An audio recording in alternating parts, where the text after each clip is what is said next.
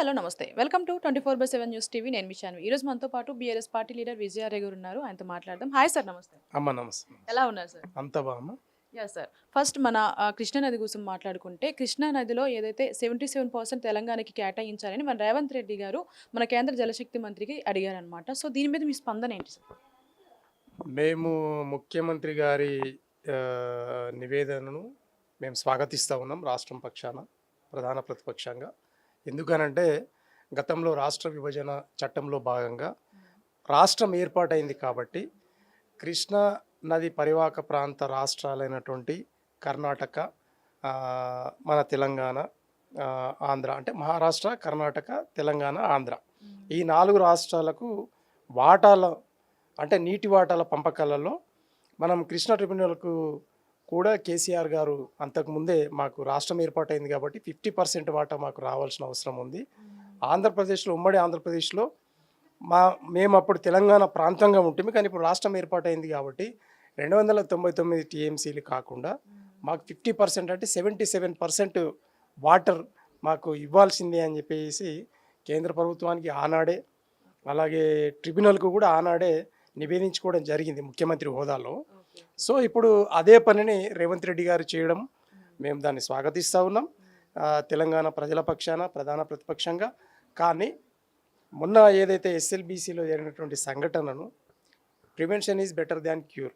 So GSI నుండి ముందే survey చేసుకొని ఆ 9 కిలోమీటర్లు ఏదైతే మరి సొరంగం తవ్వకాలు ఉండిందో ముందే ఒకవేళ ఆ రిపోర్ట్ తీసుకొని ఉంటే ఈ ప్రమాదం జరిగేది కాదు. అయితే దాని గురించి, అంటే ఏది చేసినా కూడా ముందస్తు చర్యలు చేపట్టిన తర్వాత చేయడము. ఎందుకంటే ఇవన్నీ పెద్ద పనులు.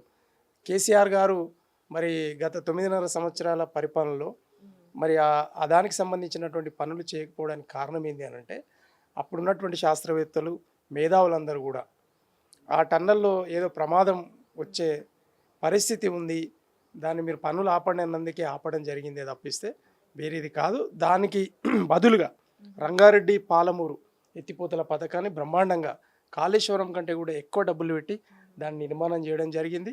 దాని ద్వారా ఈరోజు పాలమూరు, రంగారెడ్డి, నల్లగొండ జిల్లాలకు నీటిపారుదల, మళ్ళీ హైదరాబాద్కు సంబంధించినటువంటి వాటర్, అలాగే అక్కడ నుండి గోదావరి నది నీళ్లను కూడా హైదరాబాద్కు తాగునీటికి తేవడం, అలాగే మరి కెనాల్స్ ద్వారా, ఎత్తిపోతల ద్వారా ఈ పాలమూరు, రంగారెడ్డి ప్రాంతానికి కూడా గోదావరి జలాలను తీసుకొచ్చి రిజర్వాయర్లో వేసే పనిని ఆల్రెడీ లింకేజెస్ కలపడం జరిగింది. కాబట్టి తెలంగాణ సుభిక్షంగా ఉండడానికి, తెలంగాణ సస్యశ్యామలం కావడానికి అక్కడ గోదావరి జలాలను సంపూర్ణంగా తెలంగాణ ప్రాంతానికి అందరికీ రాష్ట్ర వ్యాప్తంగా మరి పారాలి అనేది ఆయన సంకల్పం ఉండింది. అది సక్సెస్ అయిపోయింది.